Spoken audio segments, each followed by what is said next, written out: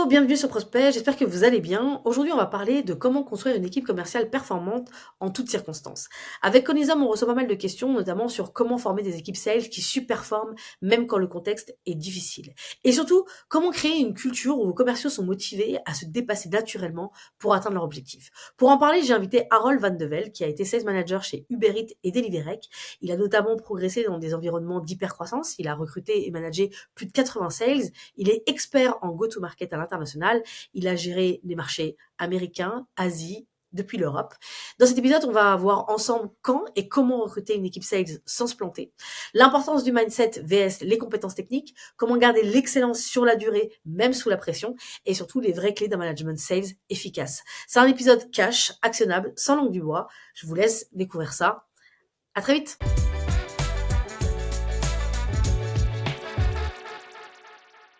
Hello Harold, comment tu vas?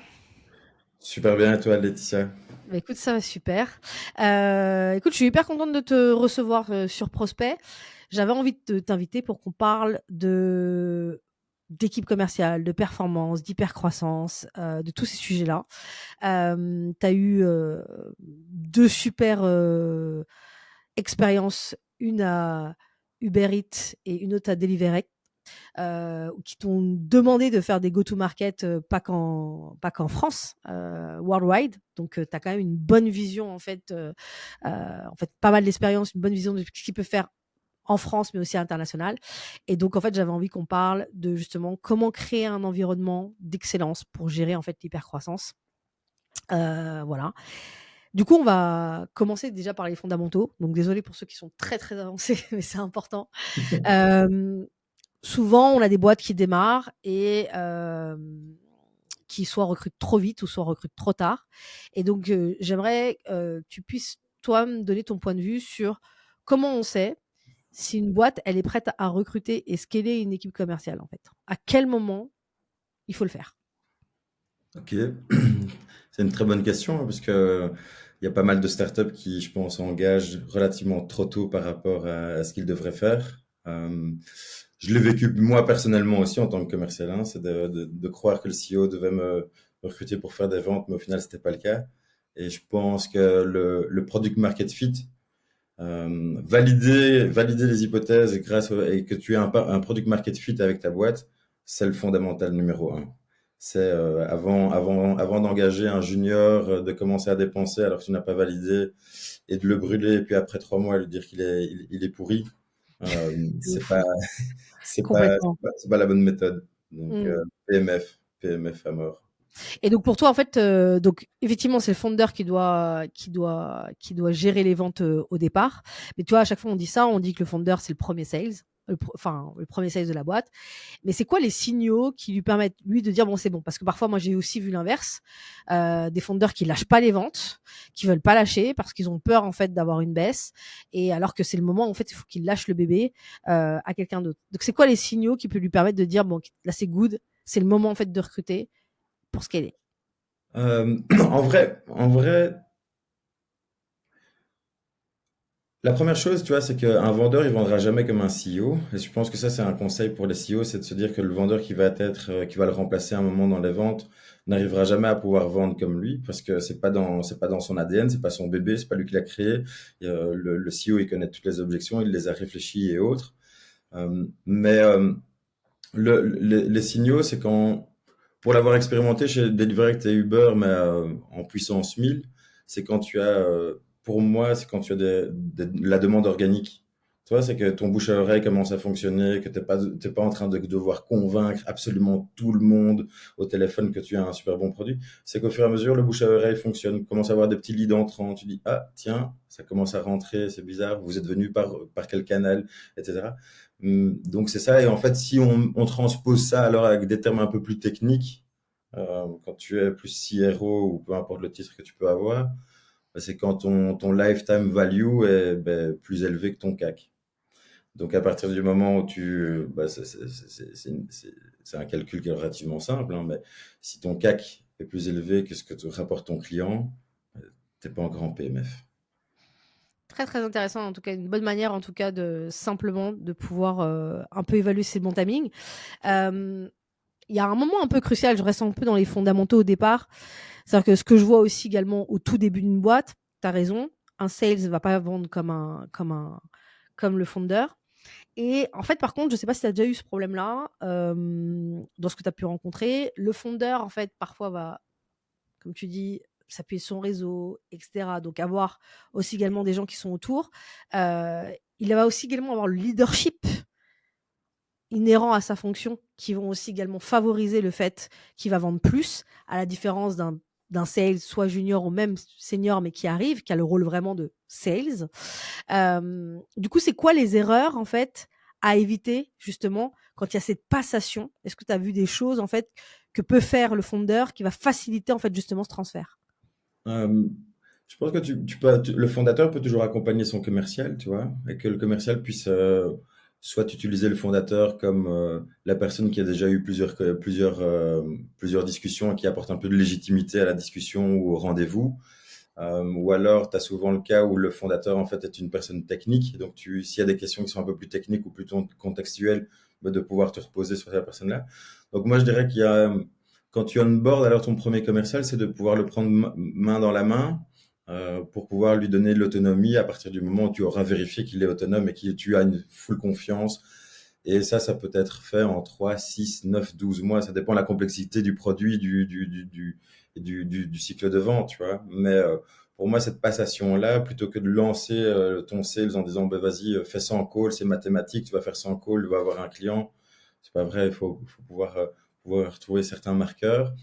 Et avant ça, c'est de pouvoir expliquer par quelle phase le fondateur est passé. Tu vois, il y a plusieurs livres qui parlent de la validation des hypothèses. Tu as la discipline entrepreneuriale qui est ouf d'ailleurs pour les fondateurs. Tu as le MOM test qui te permet de valider tes verticales, mais qu'il puisse expliquer quel a été tout le chemin par lequel il est passé, quelles sont les verticales, qui il a rencontré, pourquoi ça a fonctionné, pourquoi ça n'a pas fonctionné, d'apporter un maximum de contexte pour que le sales puisse utiliser ce contexte-là dans son day-to-day. Donc, c'est vraiment documenté à fond, au maximum, ce que souvent les fondeurs font pas au départ. Jamais. Donc, voilà. Alors, avant de rentrer dans la partie qui m'intéressait dans ce podcast, c'est de savoir comment tu formes et comment tu recrutes et formes plutôt une équipe qui est prête pour l'hypercroissance. J'aimerais quand même que tu prennes un peu de temps pour expliquer un petit peu ton parcours pour que, en fait, les gens qui nous écoutent puissent savoir dans quel contexte tu parles, en fait. Ok, c'est un exercice pour moi qui est pas super évident parce que je sais pas à quel point je dois être détaillé ou pas parce que je pense être un petit peu humble quand même. Mais ok, je te dirais donc de mon côté 35 ans, deux enfants, ça fait 10 ans, plus de 10 ans que je suis dans le commercial. Je fais 3 ans en tant que chasseur de tête en Belgique. Donc je pense que ça a été intéressant pour les questions que tu vas me donner que j'ai pu utiliser. Puis j'ai rencontré ma femme d'aujourd'hui, qui avait l'opportunité de faire son doctorat à Montréal. Et donc moi j'ai dit 26 ans, je lâche tout, je pars, je la suis. Et donc c'est à Montréal où tout a un petit peu décollé. J'ai commencé forcément à être un peu chasseur de tête aussi, parce que c'était ma carte de visite. Puis j'aimais plus ça, j'avais envie de faire autre chose. Je suis passé par des mini startups, j'ai même été laveur de vitres à un moment parce qu'il fallait payer les factures. Waouh. Ça, c'est off record, mais bon, ce sera quand même enregistré. Mais, mais après, le point de décollage a été le fait d'être pris en tant que premier commercial chez Uber Eats à Montréal, puisque le but était de vendre Uber Eats alors que ça n'existait pas à l'époque. Donc, on était vraiment dans l'équipe de lancement. Je suis resté alors là chez Uber Eats au Canada pendant 2 ans. Et après, il y avait un programme en interne, un peu comme un programme d'Erasmus. Quand tu as un bon biller, si on reprend les mots des sales, tu as l'opportunité de pouvoir aller à l'étranger. Et donc moi, j'ai eu la possibilité de partir pendant 3 mois qui sont étendus en 9 mois à Lisbonne pour justement amener la méthode de vente nord-américaine sur le territoire européen. Il y avait un autre type de vente. En Amérique du Nord, c'était très transactionnel au téléphone, versus l'Europe où on devait absolument faire tout en personne. Donc, on avait dû changer le process. Et après ça, je suis parti dans une autre boîte qui était dans la livraison aussi. Puis le Covid est arrivé, c'était la fin du doctorat de ma femme et on a décidé tout simplement de rentrer en Belgique. Et vu que j'étais dans la food tech, je suis tombé sur Deliverect.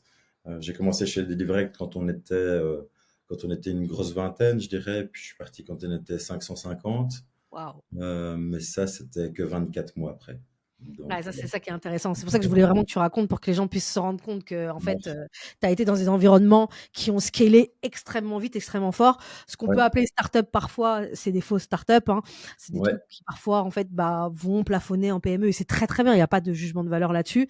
Mais, là, toi, tu as vraiment été dans ce qu'on appelle vraiment la scale-up qui va très, très vite où, tu te lèves un matin, un jour, les process, c'est plus du tout la même chose. Donc voilà. Et donc, j'ai envie qu'on parle de ça ouais, parce que dans ce contexte-là d'hypercroissance, il y a beaucoup de recrutement à faire. Tu as dû recruter énormément de personnes dans un temps record. ouais. Donc, comment, pour moi, en fait, ce qui m'intéressait, c'est justement, c'était quoi ta méthode de recrutement? Comment tu recrutes des profils qui vont, du coup, aller très, très vite et très, très fort? Ouais. Ouais, déjà un petit big up à l'équipe HR parce que heureusement que j'ai eu l'avantage de pouvoir travailler dans une grosse machine de Uber, tu vois, donc j'étais quand même bien aidé. Ça, je veux quand même tirer mon chapeau aux gens qui m'ont aidé. Et Deliverect, ça c'était un peu plus rock and roll cowboy, mais on y est arrivé. Et mais donc nous, quand on a commencé chez Uber, quand j'ai repris l'équipe à Lisbonne, parce que c'est là où on a vraiment eu l'hypercroissance, tu vois, j'ai repris l'équipe, il y avait 4 personnes. Et on est arrivé à un moment, je pense qu'on est arrivé à 80, mais en quelques mois. Donc, euh, les critères pour moi qui étaient capitaux pour pouvoir faire de l'hypercroissance, forcément, tu as une partie technique que tu valides lors de tes entretiens, mais ça a été méga orienté sur l'humain. Et donc, pendant les process, tu vois, les ressources humaines me parlaient toujours, tiens, voici la présentation des CV. Mais en fait, j'en avais que faire, je voulais vraiment parler avec la personne. Si c'est, tu vois, du moment que ça fait du sens, les ressources humaines font le filtre avant. Donc, techniquement, les CV étaient OK. Et après, lors du premier entretien, c'était vraiment toujours de comprendre la raison pour laquelle, pourquoi Uber et pas un autre? Quelle était exactement la chose qu'elle voulait accomplir en tant que Uber, en tant que vendeur chez Uber? Et trois, c'est quoi son but au fond de ses entrailles qu'elle a envie d'accomplir? Et donc, je portais vraiment un point méga fort à comprendre. En fait, c'est un rendez-vous commercial. C'est un rendez-vous commercial parce que j'avais dû le faire en tant que chasseur de tête, tu vois. En tant que chasseur de tête, il fallait pouvoir bouger un ingénieur réseau d'une boîte à une autre. La raison n'était pas forcément l'argent ou la boîte, c'est parce qu'on allait un peu plus en détail. En fait, c'était parfois, j'ai envie de me rapprocher de ma fille. Tu vois. Et donc, on allait chercher sur les raisons qui étaient vraiment ancrées dans l'émotionnel et dans l'humain. Et c'est des choses que j'ai essayé de transposer pour le recrutement de mes commerciaux. Et de se dire qu'on est aligné. S'il y a, tu vois, il y avait des mots comme j'ai envie d'avoir un impact, j'ai envie de me dépasser. Tu vois, quand ces mots-là sortaient sans que je doive gratter, je savais qu'il y avait déjà un premier match qui était en train de se mettre en place. Et c'était quoi les no-go?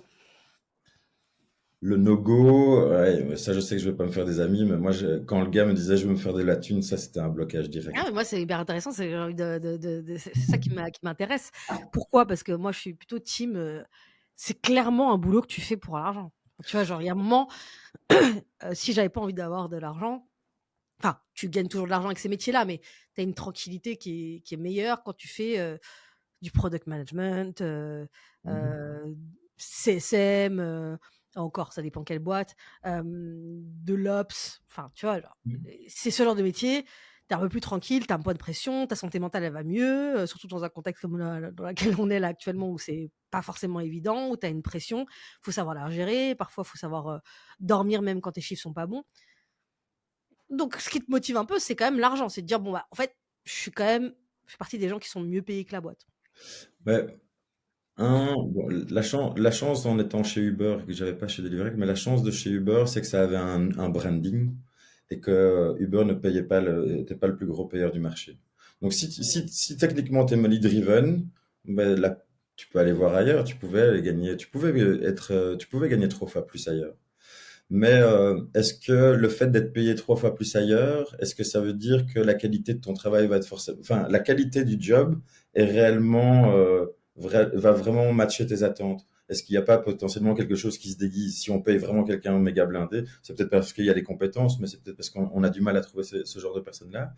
Et toi, chez Uber à Lisbonne, moi, mes sales, ils étaient, il y avait une politique très ferme à Lisbonne, parce qu'on travaillait dans un organisme spécifique, mais ils étaient payés 1000 euros par mois max, Ah ouais. et les commissions ne dépassaient pas 200 euros. Même s'ils faisaient 400% de leur target, c'était max 200 euros. On était dans un truc d'organisme pur. Et donc moi, le money driven, je pouvais d'office pas l'engager parce que j'allais pas répondre à son besoin. Et je pense que le money driven, bah, il a envie d'atteindre des objectifs et que l'argent va plutôt être le moyen d'atteindre ces objectifs-là. Et donc, ce serait plutôt de comprendre quels sont tes objectifs personnels qui fait que tu as envie de gagner plein de thunes. Et est-ce qu'il n'y a pas des chemins alternatifs pour le fait de pouvoir y arriver? Ok, donc plus sur la partie carrière. En fait, du coup, tu avais quand même plus de profils juniors, j'imagine. Full junior. Full junior. Sur, on a parlé d'un point, en fait, pendant la préparation.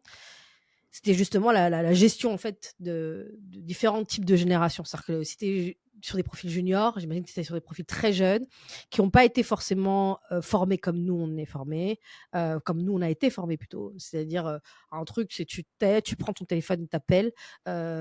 C'est plutôt en mode genre, non, non, j'ai besoin de savoir s'il y a du sens. Comment tu gérais, justement est-ce que déjà ça a été compliqué, tu vois, de recruter de recruter, de former aussi également ces jeunes? Comment tu fais, en fait, pour apporter du sens dans un contexte, en plus compliqué parce que tu payes pas beaucoup, donc faut que tu emmènes du méga sens. Comment ça se traduisait, en fait, au quotidien? Hmm. Ou même déjà le moment du recrutement peut-être, hein? Ouais, ouais. Mais en fait, tout se déroulait. Moi, je trouve que toute la relation de confiance s'installe lors du premier appel. Tu vois, forcément, tu veux rejoindre une boîte, mais il y a également la relation que tu veux avoir avec ton manager. Et en gros, j'étais en mode no bullshit. Tu vois, je disais exactement les attentes que l'on allait avoir. Et en ayant posé les différentes questions par rapport aux besoins, est-ce que la personne avait envie d'accomplir et autres, ben, en tant que manager, j'étais vraiment un people manager plutôt qu'un un freak du chiffre et du dashboard. Et je retenais toujours que par rapport à cette expérience-là, je disais, ben, si tu viens, je m'arrangerai à faire en sorte de pouvoir aller le plus rapidement possible, le plus loin possible, ensemble. Je serai ton sparring partner. Et à ce moment-là, on est entré dans une relation qui était vraiment de confiance. Et pour moi, c'est le management. Tu vois, après les expériences en tant que commercial, j'ai pris le pour et le contre de ce que j'avais apprécié de mes managers. Je me suis dit, qu'est-ce qui a fait que j'avais pu, moi, à un certain moment, développer de l'hyper-performance? Ben, c'est parce qu'il y avait certains signaux, certains éléments. Et j'essaie de reprendre ces éléments-là pour pouvoir faire en sorte qu'on les reprenne. Et donc, ça part forcément par, comme tu dis, la formation, le développement personnel. Mais, tu vois, c'est l'accompagnement, les one-on-one, les meetings, l'énergie, la formation. Enfin, c'était de pouvoir répondre à la demande que moi, lors de l'entretien, je me disais, je suis capable de pouvoir le délivrer. Et si je n'étais pas capable, je le disais directement. Par rapport à la génération, tu vois, quand j'étais chez Uber à Lisbonne, je devais avoir 28 ans, 29. Les profils que j'avais engagés, ils avaient plus ou moins mon âge ou 1 ou 2 ans moins que moi. Donc, on était plutôt la même génération. Génération du travail il fallait travailler très longtemps pour pouvoir performer.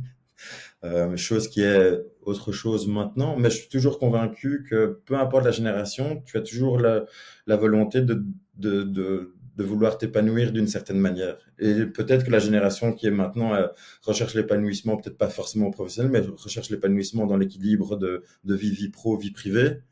Ben, si c'est ce cas-là, ben, c'est comment je peux faire que mon management puisse remplir ce besoin pour amener à avoir la performance individuelle. OK, très intéressant. J'aimerais juste qu'on revienne justement sur la partie formation. Tu as parlé d'onboarding, de one to one et cetera. Donc en fait, l'idée, c'est que tu as un contrat, tu as un deal, en fait, avec ton sales qui est junior en disant: «OK, ce sera pas forcément dans les top salaires. En revanche, je m'engage à faire en sorte que tu sois un des meilleurs sales». Mhm. Sur la partie onboarding, justement, tu es dans un contexte, encore une fois, c'est parce que j'aimerais bien le remettre dans le contexte d'hypercroissance, donc de Oui. quand même un moment de stress où, en plus, on est sur des boîtes américaines, en tout cas pour Uber Eats, et du coup, qui fait que, bah, en fait, il faut que tu accélères, faut que tu accélères vite, tu as des chiffres, c'est pas un point en moins. Comment tu fais justement pour faire en sorte que le ramp-up soit au rendez-vous au moment où tu l'as décidé? Comment tu as déjà, défini à quel moment un sales doit être, au top de sa forme? Chez Uber, bon, on est sur des ventes qui sont transactionnelles, hein, donc Ouais, il faut quand même faire la différence que quand tu as des ventes qui sont méga plus complexes, ça complètement. demande d'autres profils et puis ça demande un autre onboarding. Chez Uber, moi je voulais l'onboarding, tu avais la partie, tout ce qui était culture, vision, entreprise et autres, qui était pendant la première semaine, qui était gérée par par l'équipe ressources humaines.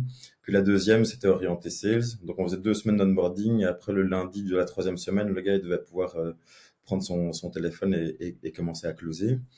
Euh, mais ça, c'est passé par un réel audit du process et de quel est le meilleur pitch à avoir non-stop. Et donc, en fait, on s'est toujours posé la question de comment on pouvait être meilleur pour pouvoir à chaque fois modifier notre pitch pour que notre onboarding, au final, on puisse donner les éléments qui soient les plus intéressants et les plus pertinents pour que la personne puisse devenir autonome le plus rapidement possible. Et qui faisait ça? C'était toi? Ouais, moi j'étais un peu, je pense que il y avait une chance, hein, c'est que ma femme était à Montréal, moi j'étais solo à Lisbonne sans copain, Rémi sans amis. J'avais mes, mes amis, c'était mon équipe, tu vois. Je pense que bah, s'il y en a qui écoutent, ils se souviendront de quelques soirées tardives qu'on a fait ensemble. Mais en gros, euh, mon, quand je suis monté à 15-20 personnes, j'étais 3 quarts de ma semaine était orienté que sur l'humain, donc j'étais que en one-on-one et en coaching avec eux. Et c'est que après 18 heures que je travaille sur la partie process, la partie documentation, la partie playbook, etc. Toutes les choses qui sont importantes quand tu veux uniformiser tes ventes. Mais c'était l'humain en numéro un non-stop. Non-stop. Quand tu dis ça, c'est-à-dire que quand tu parles de coaching, quand tu parles de one-to-one, c'est pas que des one-to-one de dashboard, tu as dit ça pas juste pour voir où tu en es. Sur le coaching, sur quoi tu travaillais justement. Alors évidemment, tu as bien fait de rappeler que tu étais sur de la vente transactionnelle. Ouais. Mais c'était quoi les points sur lesquels tu bossais le plus avec eux pour faire en sorte que ils soient le plus performants? Alors, le point sur le plus performant, bah, tu as pour moi, dans le one-on-one, tu vois, il y a deux parties dans le one-on-one, et je pense que il y a souvent des exemples de one-on-one qui sont partagés sur LinkedIn et autres, où on dit, tiens, voilà le meilleur template, où on parle performance et autres. Mais Chose que j'ai déjà faite. Donc ça se trouve, tu vas détruire mon... tu vas détruire mon template. Mais vas-y, j'adore le... la j'aurais correction. dû faire mes devoirs avant. Bon, au pire, je me plante. Mais non, en gros, j'avais dans tous les one-on-one que je faisais, même chez Deliverect, il y avait forcément un moment de pulse où la personne devait noter quel était sur 10, quel était son mood. Mais il y avait déjà des sous-questions. C'est si tu dis que tu es à 7, qu'est-ce qui pourrait faire en sorte que tu sois à 10? Donc la personne devait déjà réfléchir à quelles étaient les solutions. Et après, c'était quels sont tous les roadblocks que tu as en ce moment, quels sont les éléments pour lesquels toi tu as envie de pouvoir continuer à te développer. Mais la personne devait vraiment venir avec toute la préparation en amont. Si c'était pas préparé, je renvoyais le one-on-one, je disais tu vas repréparer, mais c'est pas le moment où on brainstorm ici. Donc tu avais vraiment une partie sur l'humain de nouveau en mode on se concentre sur toi, etc. pendant 10-15 minutes. Et après, on faisait la validation des chiffres, ils présentaient, puis je challengeais au niveau de la performance, tu vois. Mais ça coulait tellement de sources, en fait, quand on parlait de l'humain, par rapport au plan d'action à mettre pour pouvoir développer la performance, que ça a toujours été la base de tous les one-on-one que j'ai eu, quoi. Ouais, en fait, dans ta vision, en fait, même quand on avait parlé en off, je trouve ça intéressant, c'est que tu, tu différencies pas la performance commerciale à l'humain que tu as en face de toi. C'est-à-dire que en fait, c'est pas quelque chose qui est décorrélé. C'est-à-dire que tu parles beaucoup, beaucoup, beaucoup d'humain. Ouais. Est-ce que tu peux développer un peu cette partie-là? Parce que on se dit, bon, à chaque fois, quand on dit oui, c'est une question d'humain, on se demande toujours qu'est-ce qu'il y a derrière. C'est quoi que tu entends par humain? Qu'est-ce qui fait que, en fait, tu vois, le sales, on le sait, notre métier est très routinier. Tu te lèves le matin, t'as les mêmes tâches, demain tu auras les mêmes tâches, après-demain tu auras les mêmes tâches avec juste des targets différentes. Mhm. Tu peux vite t'ennuyer. En tout cas, si tu mets pas de la créativité. Donc, euh, qu'est-ce qui fait que tu dis voilà, c'est l'humain d'abord et pas juste les chiffres. Tu vois, il y a des gens, surtout des startups, on a souvent ce truc-là, les scale-up, c'est scientifique, tu vois. Il faut que tu fasses 150 calls, c'est comme ça, et puis point barre. J'ai l'impression que t'es pas trop dans cette logique. D'office que la sales, c'est une question de mathématiques. Si tu contactes autant et que tu as les bons outils et que tu vas arriver au résultat. Mais le truc, c'est comment tu vas garder la constance et comment tu vas encore faire en sorte que par rapport au mois passé, tu peux encore aller plus fort. Et ça, c'était la question. Je leur disais, bah oui, en fait, c'était dans le one-on-one, je disais, qu'est-ce que tu vas arrêter de faire? Qu'est-ce que tu as fait hier que tu vas arrêter de faire aujourd'hui et qu'est-ce que tu vas commencer à faire? Tu vois, c'était de nouveau par rapport à l'humain. Mais maintenant, tu vois, que je coach plutôt les entrepreneurs qui sont en train de se lancer, parce que je suis un peu en dehors du sales. J'ai appris à regarder un peu plus ça d'une manière psychologique. Et en fait, tu as la pyramide de Maslow, je sais pas si tu connais. Bien sûr. Ouais, bah donc tu as différents types de besoins. Tu as les besoins physiologiques, c'est manger, puis tu as t'as le besoin de Reconnaissance, besoin d'appartenance, Plaisir, reconnaissance, sécurité, et cetera, ouais. exactement. Mais donc, à partir du moment, si tu n'as pas consolidé chaque base en amont, c'est impossible de passer à la base suivante. Donc, c'est pour ça que dans le one-on-one, je voulais m'assurer que la personne était OK pour pouvoir aller titiller et appuyer pour pouvoir aller chercher le développement de la performance plus forte que ce que la personne était en phase. Mais tu vois, si la personne est, si tu as un top performer qui est en train de descendre en, en performance, il peut y avoir plusieurs raisons qui sont totalement différentes. Forcément, tu as les raisons techniques, les leads, le software marche plus, LinkedIn a planté, enfin, mais c'est qu'est-ce qui fait que là, mentalement aujourd'hui, il est moins présent qu'avant. Et donc ça, c'est pour pouvoir revenir à chaque fois sur le fait de reconsolider cette base-là pour aller chercher la performance individuelle.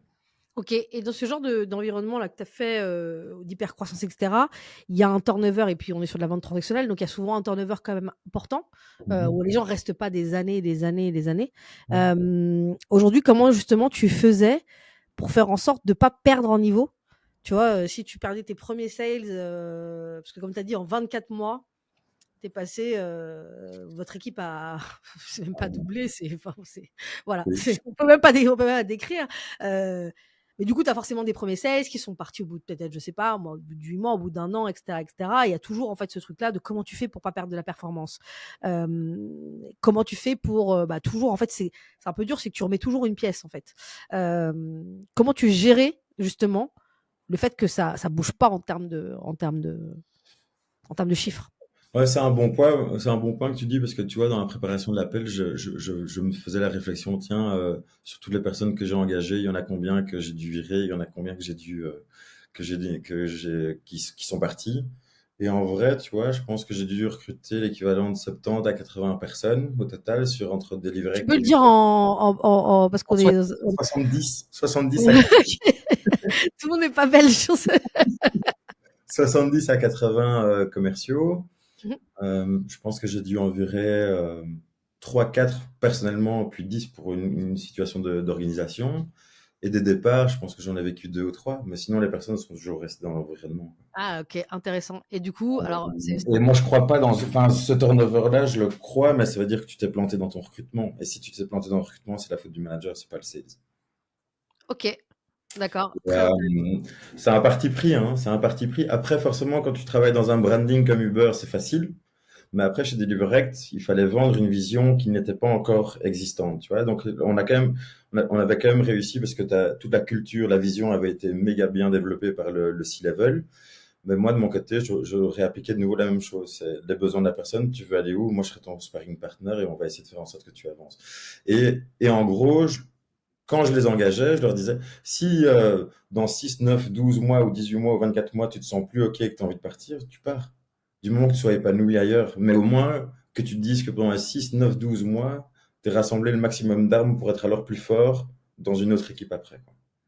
OK, alors mais comment tu fais? Parce que alors d'accord, tu vois, je comprends ce truc-là de non, mais je vais te creuser un peu parce que j'aime bien et mais c'est principalement pour moi, hein, donc j'espère en tout cas que ça intéresse, l'audience, mais en gros, tu recrutes des gens, tu as un deal avec eux, tu es son sparring partner, mais comment tu t'assures que de son côté, le deal tu as l'impression que le deal, il est rempli, quoi. Parce que toi, tu peux te dire: «OK, moi, j'ai une vision et cetera, j'essaie de mettre en place ces choses», mais peut-être qu'en fait, la vision, du sales souvent, parfois, on voit un sales, on voit ça se matérialise par une baisse de performance et du coup, en tout cas, on voit qu'il est moins dedans, moins souriant et cetera et cetera. C'est parfois, je sais pas, ça après ça devient un peu inné, on dit: «Ah, il y a un sujet avec lui» et du coup, tu vas commencer à lui proposer à boire un café et cetera. Mais comment tu fais, justement, pour pouvoir faire en sorte que le deal tu t'assures qu'il soit c'est quand même une organisation, tu vois? Il faut toujours être, c'est prenant, quoi. Ouais, je pense qu'en vrai, chez Uber et Delivery, je pense que j'ai un peu trop travaillé au niveau des heures. Je pense que je me suis brûlé et j'ai perdu quelques cheveux dans la bataille. Mais, mais ce qui est vraiment vrai. Mais c'est, il y avait la partie one-on-one, mais il y avait surtout aussi la partie de relation de confiance. Et chez Uber, il y avait une valeur qui était méga importante. C'était we act like owners. Donc c'était de donner de la, l'ownership en français, tu dirais quoi? De donner des responsabilités. Ouais, Tu vois donner ce des que je veux dire? responsabilités, tu vois. Donc, c'est de faire en sorte que, tant que les sales prenaient des initiatives, c'est ça, prenaient des initiatives qui faisaient qu'on allait devenir à chaque fois de plus en plus fort, moi, j'étais totalement OK. Donc, je donnais assez de liberté tout en contrôlant la performance de manière journalière. Et puis, j'étais méga accessible, quoi. Donc, je m'asseyais vraiment avec, j'étais pas sur un autre bureau dans un coin et qui venait un petit peu hurler sur les sales quand le téléphone n'était pas décroché. Mais j'étais vraiment un animateur de floor aussi, où ouais, je pouvais faire des blagues qui étaient un petit peu de second degré. Je montrais que j'étais en fait une personne totalement humaine, mettais un peu d'énergie, mais eux étaient aussi convaincus par la mission qu'ils devaient accomplir au sein de la société. Donc t'avais un vrai mélange entre je vais avoir un impact dans la vision de la société, j'ai un manager qui est là pour me donner ce que j'ai envie, et en fait je me retrouve pleinement dans mon travail de tous les jours. Donc quand t'avais les trois qui étaient liés, en fait les gens ils se dépassaient, ils regardaient pas les heures travailler. Chez Deliverect, tu vois, à Gand, euh, quand on était en plein skill pendant le Covid, depuis Gand, donc c'est une petite ville en Ouais, Belgique, ouais. on a dû lancer LATAM, Dubaï et APAC. Donc c'est Sydney, Mexique et Dubaï. On avait lancé les trois depuis Gand. Et en gros, pour pouvoir réagir à ça, moi, ce que j'ai discuté avec le management, j'ai dit, OK, on va uncapped les commissions. Comme ça, les gens, s'ils ont envie d'aller plus fort, plus loin, ben, ils peuvent le faire et ils auront tous les résultats. Et donc, j'avais des sales qui prenaient des démos à minuit, d'autres qui prenaient à 4 heures du matin, mais je leur ai jamais demandé. Je leur ai Mmh. pas demandé. En fait, ils étaient convaincus, ils étaient tellement mis dans le moule de l'hypercroissance, de vraiment vouloir y aller, d'avoir compris les différents marqueurs, qu'en fait, c'était tout simplement naturel, tu vois. Et t'avais un esprit, il y avait également un esprit d'équipe qui était méga fort, puisque Une équipe bien sales driven, quoi. Enfin, une culture vraiment sales driven. culture sales driven avec des incentives, avec un peu de folie, work hard, play hard de dingue. Euh, mais tu vois, on travaillait vraiment fort, mais on célébrait vraiment encore beaucoup plus fort tous ensemble. Et t'avais vraiment l'esprit d'avoir, en tant qu'équipe, on a accompli quelque chose. OK, et comment tu q alors justement, tu vois, il y a toujours cette partie création d'une culture forte sales. Heu, Moi, j'entends parfois des CEO qui disent, «Je sais pas pourquoi on n'a pas en fait cette culture-là, j'aimerais la mettre en place et cetera». Mais moi, j'ai un peu l'intuition que ça se décrète pas en fait. C'est quoi les conditions qu'on doit réunir pour pouvoir mettre en place en fait ce type de culture là que tu as, où les gens en fait, parce que c'est ça, hein, où les gens en fait, sont en mode: «Mon objectif, c'est de exploser ma target, c'est pas de regarder à quelle heure je finis, c'est pas de regarder, si mon incentive elle est pareille que l'autre boîte à côté, c'est en fait je crois au projet à 100%». C'est quoi les choses qu'il y avait, alors je sais pas si c'est là où tu l'as vécu de manière le plus forte, si c'est Deliverect ou si c'est Uber Eats, mais c'était quoi les trucs qu'il y avait? Un leadership bah, je dis toujours le C-level, mais un leadership de dingue. Tu vois, quand tu transposes la culture, elle vient d'en haut.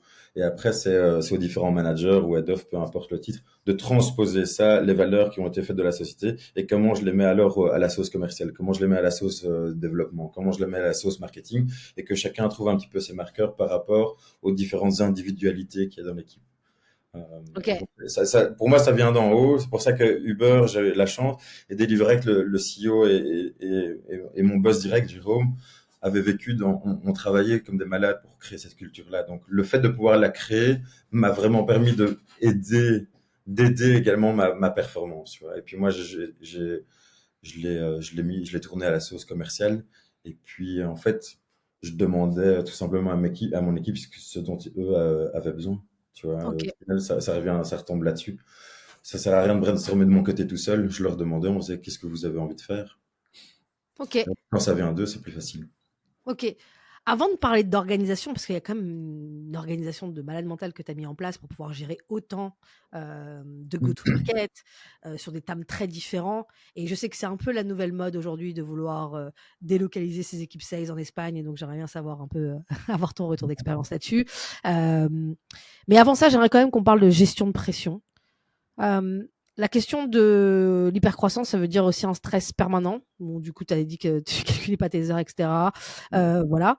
Comment tu gères justement, cette pression. Tu as forcément quand tu as 24 mois une croissance comme ça, tu as des gens qui explosent en vol. Enfin, comment tu le gères en fait? Euh, ben, de par les, un, tu as la reconnaissance une reconnaissance à 360 et de pouvoir s'auto-reconnaître dans le succès aussi. Toi, donc, dans la reconnaissance, tu avais les incentives. Vu que chez Uber, on était capé au niveau des commissions, ben, on trouvait d'autres moyens pour pouvoir montrer à quel point les gens s'étaient C'est quoi par dépassés. exemple? Pour donner des idées? C'était bêtement parfois juste un resto qui dérapait jusqu'à Ouais, mais 3 très bien. heures du matin, tu vois. Ouais, Mais mais très bien. Bah, en fait, je disais de donner des exemples parce que parfois on a l'impression que c'est vite fait, mais je sais par exemple dans les cultures, moi j'ai beaucoup traîné dans les cultures tech, tu vois, tu as des développeurs, ils sont capables de choisir une boîte juste parce qu'ils peuvent faire la fête avec le CTO, tu vois. Donc c'est des trucs qui comptent quoi. Ouais, OK. Donc non, non, on a fait plusieurs trucs. Chez Deliverect, là, on a été à fond parce qu'après, il y a un moment, on faisait des compétitions entre l'équipe de Toronto et celle de Gand. Et tu vois, à la fin, l'équipe qui avait gagné le plus, ben, on avait mis le budget pour pouvoir avoir un sac Patagonia qui était brandé uniquement Deliverect Sales pour toute l'équipe. Tu vois, voilà, on a brainstormé vraiment pas mal. Puis, on avait même mis en place, ça, t'as des structures qui le font bien, mais des incentives pour pouvoir partir à l'étranger. Le fait d'aller visiter les autres bureaux, tu vois. Donc, Uber Eats à Lisbonne, ben, on avait des équipes qui travaillaient pour le UK, pour la France, pour la Belgique. Bah, si tu faisais X de ventes, bah, tu pouvais partir à Paris, rencontrer l'équipe avec qui tu parlais, etc., etc. Et même chose chez Deliverect, hein, le gagnant, il partait alors à Dubaï pour aller faire deux, trois babioles, puis ils faisaient leur petit bonhomme de chemin. Et pour gérer la pression, étant donné que tu dois pas péter en plein vol, ben forcément, tu sais qu'il y a un moment où tu dois passer le tunnel, tu prends sur toi, mais il y a un moment où on lâche un peu, tu vois. Donc moi, si la personne me dit Harold, aujourd'hui, je pète un câble, j'en peux plus, ben, je dis ben, rentre chez toi et ça sert à rien d'être mort sur son bureau, va te reposer, ou fais ce que tu veux, mais reviens. Et en gros, j'étais pas du tout regardant sur les heures. Tu vois, si le gars il part à 4 heures tous les jours, mais que sa target était faite et qu'il arrivait à tellement être bon dans son organisation que c'était OK, il n'y avait pas de stress. Il y en avait qui restaient jusqu'à 11 heures pour overperformer ou parce qu'ils étaient moyens. Mais c'était vraiment un management basé sur la confiance, tu vois. S'il y avait pas, c'était pas ça. OK. Et un truc qui m'intéresse, du coup, maintenant, c'est les parties organisation. Comment on gère en fait des go-to-market à distance? C'était un peu ton expérience, Ouais. soit d'Espagne. Comment on fait? Quels sont les ingrédients qui t'ont aidé? Probablement peut-être un alignement avec les équipes marketing.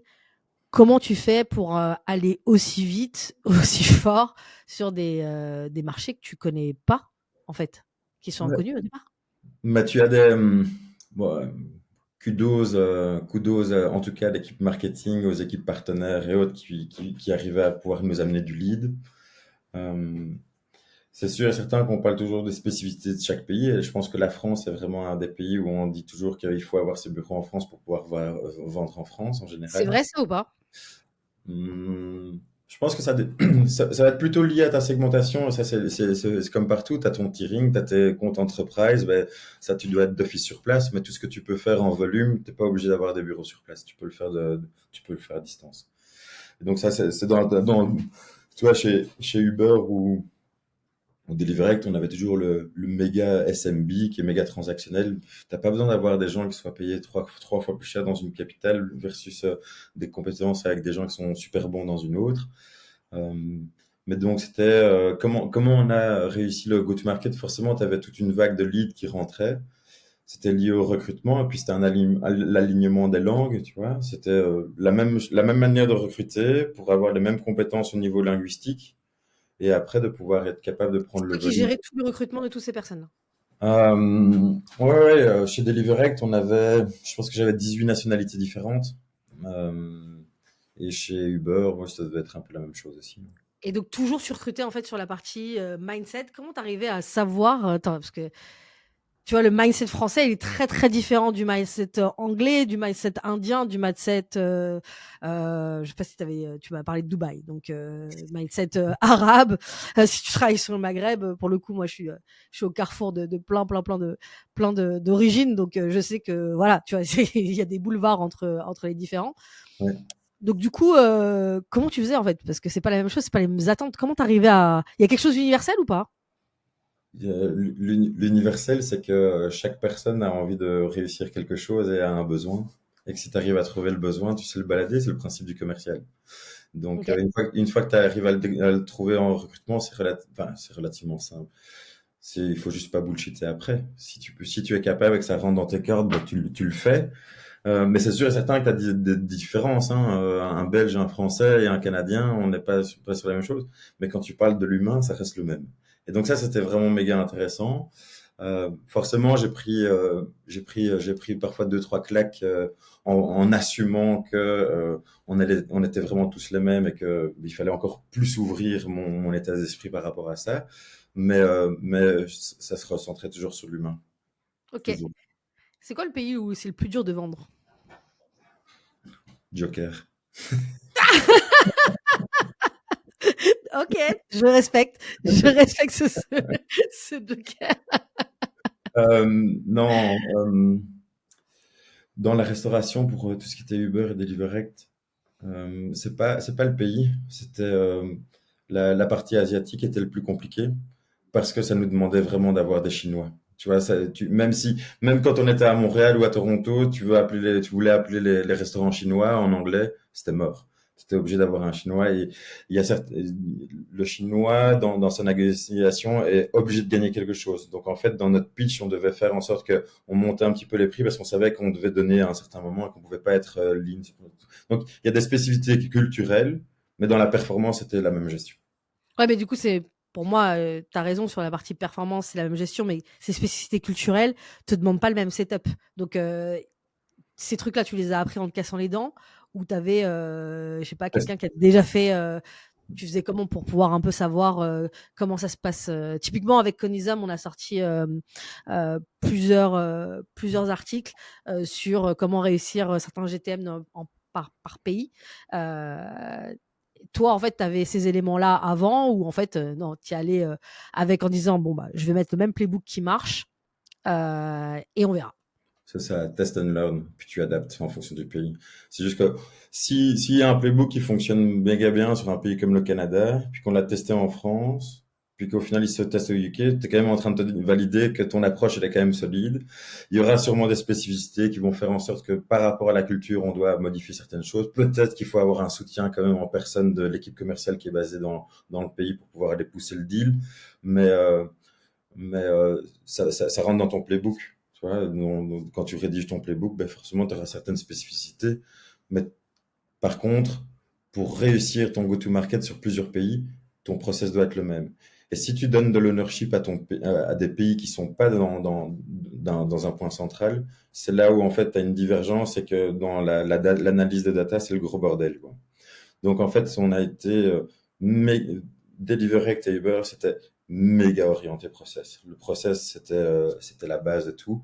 Et la manière avec laquelle on l'adoptait et on devait pitcher était systématique aussi. Donc si on faisait pas les différentes étapes, on sortait un peu du squelette et donc c'était plus complexe. Ok. Avant de conclure, j'aimerais aborder deux points. Premier point, et c'est un peu revenir un peu en arrière, mais on a parlé de ce que tu mettais en place avec tes équipes, etc. Moi, ce que je trouve compliqué quand on a une équipe commerciale, même si tu as des bons playbooks, c'est comment tu. Tu as parlé beaucoup des incentives, etc., etc. Mhm.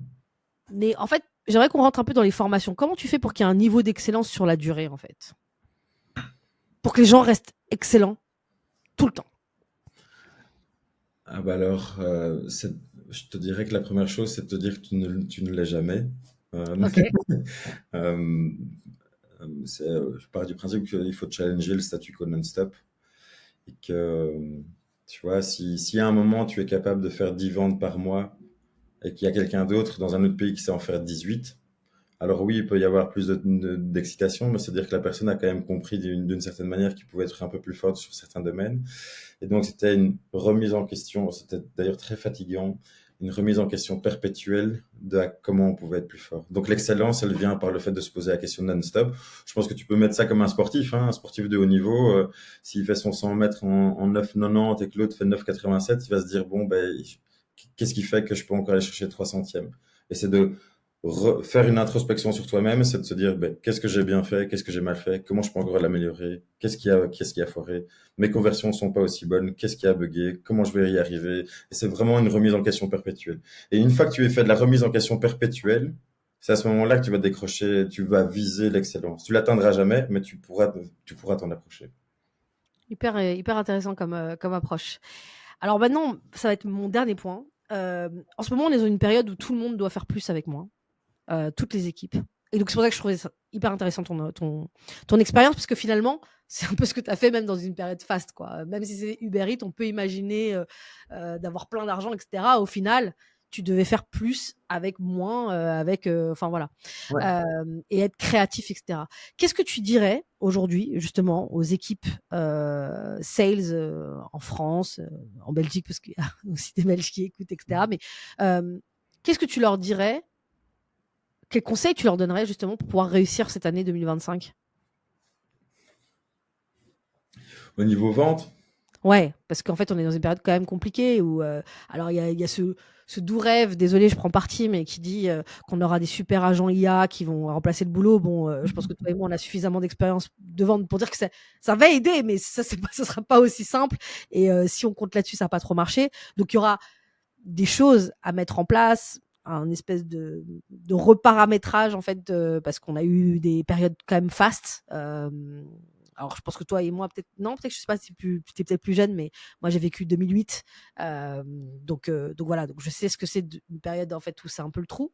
Mais du coup voilà, qu'est-ce que tu prendrais justement de ton expérience? Aujourd'hui, tu accompagnes des entrepreneurs voilà, qu'est-ce que tu leur donnes justement dans un contexte où en fait c'est pas open bar quoi, hein. non, du tout. Et puis, je trouve que c'est également méga compliqué avec toutes les solutions qui sont à disposition. Pour moi, le challenge est plus de dire, tiens, c'est compliqué et en fait, je me retrouve devant 350 000 solutions et je sais pas laquelle je dois adopter et elles vendent toutes la même chose. Donc, pour moi, 100%. Mm. je suis bien, en fait, je suis bien content de plus l'être dans ça. Mais le conseil, je repartirais de mes clients existants. Parce que tu vois, quand tu te lances dans l'entrepreneuriat, au final, tu dois être obsessionnellement lié à ta clientèle pour pouvoir avancer. Et donc, plutôt que de absolument partir sur de l'outbound purement à froid, je repartirais de ma base clientèle. Je referai un dessin de tout le paysage qui gravite autour et de voir comment je peux utiliser en fait ma clientèle de maintenant pour pouvoir atteindre la clientèle de demain, plutôt que Et tu as d'aller droit dans un mur. des idées, par exemple, de trucs que tu ferais de manière plus précise? C'est quoi? C'est du referral? Ouais, du referral, mais c'est juste que je pense que la, ton accompagnement sur le long terme avec tes clients existants, puisque c'est eux qui te donnent génèrent le revenu, c'est un, de le sécuriser pour le plus longtemps possible pour être sûr et certain Yes. qu'ils puissent être OK. Mm. Et après, c'est de les utiliser eux en disant, ouais, utiliser, de discuter avec eux de quels seraient leurs conseils pour pouvoir pour pouvoir discuter avec une autre entreprise. Est-ce qu'ils pourraient justement mettre un referral programme en place? Oui, mais son esprit bateau, mais c'est d'arriver sur une relation de pas forcément qu'il soit que pécuniaire et processisé, mais d'aller de nouveau sur l'humain, parce que je pense que l'humain va reprendre de plus en plus de place avec tous les outils qui vont arriver. On va vouloir se détacher un petit peu d'une certaine manière. Donc, moi, je repartirai sur des discussions qui sont profondément sur la relation de pourquoi la personne a envie de continuer à travailler avec toi. Ouais, parce qu'effectivement, je pense que tu as raison. À l'inverse, le fait d'avoir beaucoup d'outils, c'est cool parce que ça nous permet d'avoir plein d'infos, d'être plus efficace. Mais il y a quand même, on est humain, et donc il y a quand même ce truc-là d'avoir peur d'être remplacé, et donc du coup d'avoir envie aussi également d'interaction humaine et d'être utile, quoi. Donc ça sera le Exact. cas pour les prospects et ça sera le cas aussi également pour les commerciaux aussi d'avoir du sens et de se dire, je suis pas juste une petite brique, j'ai du sens à embarquer des gens. C'est ça. Il y Ok. a tellement de robots en place tu vois, dans l'autre bande qui sont mis en place. Tu les sens à 300 km. Et je pense que les gens sont automatiquement en train de se mettre des barrières, en train de se dire, bon, il y a un gars qui me rajoute sur LinkedIn et 30 secondes après, j'ai un message automatisé. Je fais, ouais, ça pue un peu. Mais je me dis qu'à mon avis, pour se différencier de la masse, puisque tout le monde les utilise, ouais, l'essentiel est de revenir sur ton client de base. OK, très bon conseil. Et ben, écoute, en tout cas, merci beaucoup pour tes partages, Harold. Bah, écoute, je te souhaite une excellente année 2025, plein de réussite Ouais. et bah, je te dis à bientôt et pour tous ceux qui nous écoutent, si vous voulez avoir max de conseils sur la vente, sur le go-to-market et cetera, n'oubliez pas de vous abonner à la chaîne YouTube Conisum FR et vous aurez un tas de contenu. À bientôt. Ciao, ciao. Ciao, merci.